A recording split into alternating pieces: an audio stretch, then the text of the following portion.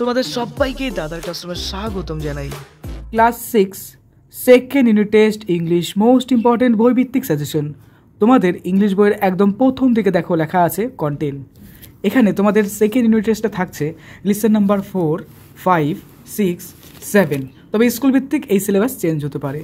এই কারণে তোমাদের সুবিধার জন্য আমি লিসন নাম্বার 4 দেখো the shop that never was, listen number 5 land of fairness, তারপর দেখো listen number 6 how the little kite learn to fly, listen number 7 the magic fish bone এবং listen number 8 goodbye to the moon.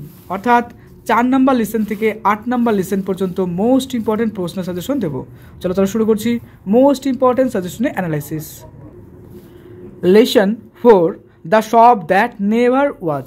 দেখো পরীক্ষার ক্ষেত্রে কী হবে, এখান থেকে কিছু লাইন তুলে দেবে যেগুলোকে আমরা বলি প্যাসেজ বা সিন অংশ, এবং সেই সিন অংশ থেকে কিছু প্রশ্ন থাকবে সেগুলো আমাদের সলভ করতে হবে।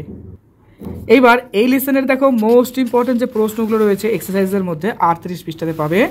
এখানকার অ্যাক্টিভিটি 1 যেগুলো রয়েছে, দেখো এখানকার অ্যাক্টিভিটি 1 না অ্যাক্টিভিটি 2 প্রশ্নগুলো ইম্পর্টেন্ট রয়েছে। অ্যাক্টিভিটি 2 স্টার করো এবং তার পাশাপাশি অ্যাক্টিভিটি 3 এই যে প্রশ্নটা রয়েছে এটাও দেখাও। অর্থাৎ অ্যাক্টিভিটি 2 এবং 3 কিন্তু ইম্পর্টেন্ট, আর এই প্রশ্নগুলো ভালো করে প্র্যাকটিস করে রেখো।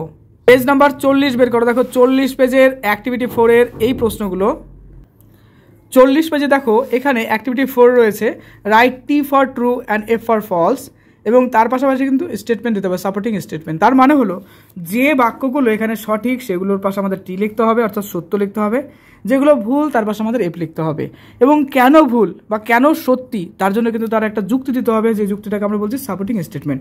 এগুলো সবই কিন্তু তোমরা এখানে পেয়ে যাবে, এর উপর বেস করে কিন্তু করতে হবে। তো এই প্রশ্নগুলো পরীক্ষার জন্য ইম্পর্টেন্ট রয়েছে, অবশ্যই স্টার দিয়ে তাকিয়ে রাখো।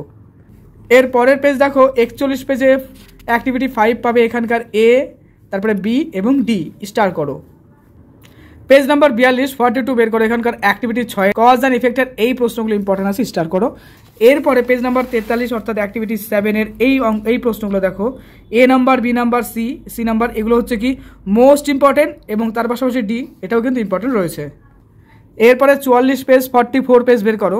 44 পেজের দেখো অ্যাক্টিভিটি 8 এই প্রশ্নগুলো স্টার করো, অ্যাক্টিভিটি 9 এই প্রশ্নগুলো স্টার, তারপরে দেখো 9 বি এই প্রশ্নগুলো ইম্পর্টেন্ট রয়েছে। এরপর চলে আসে দেখো পরের পেজে দেখো start a conversation with your friend on any one of the following that you may have scene.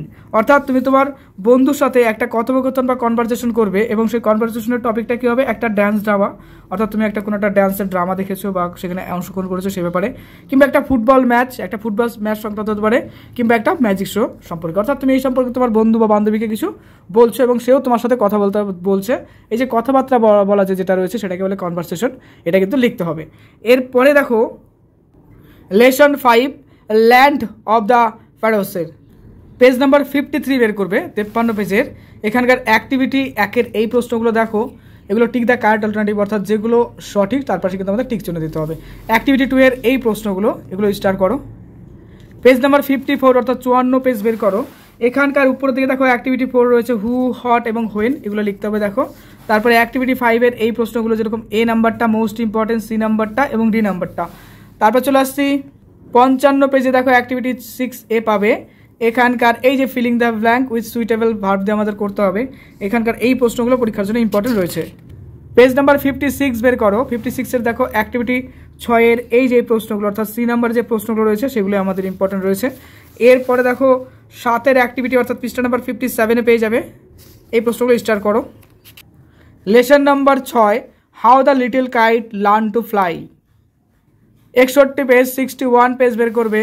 এখানকার উপরের দিকে দেখো অ্যাক্টিভিটি 1 এই প্রশ্নগুলো ইম্পর্টেন্ট, আর অ্যাক্টিভিটি 2 এই যে প্রশ্নগুলো রয়েছে এগুলো ইম্পর্টেন্ট। 62 পেজ বের করো। 62 পেজের উপরের দিকে দেখো অ্যাক্টিভিটি 4 এই প্রশ্নগুলো স্টার করবে, তারপরে অ্যাক্টিভিটি 5 এইগুলো এবং অ্যাক্টিভিটি 6 এই প্রশ্নগুলো ইম্পর্টেন্ট রয়েছে। এরপরে চলে আসছি পরে দেখো অ্যাক্টিভিটি 6 বি এবং 7 এ, দেখো অ্যাক্টিভিটি 6 বি এবং 7 এই প্রশ্নগুলো, এবং তার পাশাপাশি দেখো 7 বি, এগুলো ভালো করে প্র্যাকটিস করে রাখবে, কারণ তোমাদের এই পরীক্ষায় কিন্তু অনেক বড় একটা নাম্বার থাকবে, অর্থাৎ 50 নাম্বার থাকবে, তাই প্রচুর কিন্তু আমাদের পড়তে হবে। লেসন 7 দ্য ম্যাজিক ফিশ বোন। এখানকার ইম্পর্টেন্ট প্রশ্ন চলো দেখো 69 পেজের প্রথমে উপরের দিকে দেখো লেখা আছে অ্যাক্টিভিটি 1 এই প্রশ্নগুলো স্টার করবে। তারপরে চলে আসো পেজ নাম্বার 71 অর্থাৎ 71 পেজের অ্যাক্টিভিটি 4 এর এই প্রশ্নগুলো ভালো করে প্র্যাকটিস করে রাখবে। 72 পেজ বের করো। 72 পেজের উপরের দিকে দেখো অ্যাক্টিভিটি 5 এর এই প্রশ্নগুলো ইম্পর্টেন্ট রয়েছে। এরপরে চলে আসো পেজ নাম্বার 74, 74 পেজের উপরের দিকে আছে দেখো অ্যাক্টিভিটি 6, অ্যাক্টিভিটি 7। এরপরে চলে আসছি পরের পেজে, পেজ নাম্বার 76, 76 পেজ বের করো। এখানকার অ্যাক্টিভিটি দেখো 9A এবং 9B এগুলো স্টার্ট করবে। তারপরে চলে আসছি দেখো listen number 8, goodbye to the moon, Monica হোগের লেখা, খুব সুন্দর একটি গল্প। তো লেসন নাম্বার 8-এ পাবে। লেসন 8-এর পেজ নাম্বার 80 বের করো, 8 পেজ বের করো। এখানকার অ্যাক্টিভিটি 2 এর এই যে দেখো প্রশ্নগুলো রয়েছে এগুলো ইম্পর্টেন্ট। এবার চলে আসবো পরবর্তীকালে 83 অর্থাৎ 83 পেজ বের করবে। উপরের দিকে দেখো অ্যাক্টিভিটি 4 এর এই প্রশ্নগুলো ইম্পর্টেন্ট রয়েছে, ট্রু ফলসের। আর নিচের দিকে অ্যাক্টিভিটি 5 এর এই প্রশ্নগুলো ইম্পর্টেন্ট। এরপরে 85 এর অ্যাক্টিভিটি 6 এর এই প্রশ্নগুলো ইম্পর্টেন্ট রয়েছে, স্টার্ট করবে। পেজ নাম্বার 88, 88 পেজ বের করবে। 88 পেজে দেখো উপরের দিকে অ্যাক্টিভিটি 8C, তারপরে দেখো অ্যাক্টিভিটি 9A, তারপরে দেখো আরও কিছু তথ্য পাবে নিচের দিকে অ্যাক্টিভিটি 9B।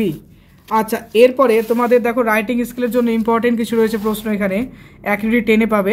এখানে বলছে দেখো write a paragraph in about 60 word on your experience, use the following hints, মানে তোমাকে একটা প্যারাগ্রাফ লিখতে হবে এই পয়েন্টের উপর বেস করে। তারপরে অ্যাক্টিভিটি 10B-তে দেখো বলেছে write a story in about 60 word using the following hints, অর্থাৎ এই হিন্টসের উপর বেস করে তোমাকে কিন্তু একটা সুন্দর গল্প লিখতে লাগবে। অন্যান্য সব সাবজেক্টের বইভিত্তিক সাজেশন নিয়ে এসেছি, অবশ্যই সেগুলো ফলো করো আর মন দিয়ে পড়াশোনা করো। টার্গেট একটাই, সব থেকে সেরা রেজাল্ট করা চাই। ওকে, মন দিয়ে পড়ো। আর দাদার ক্লাস নতুন হলে অবশ্যই সাবস্ক্রাইব করে দিও। খুব ভালো থেকো।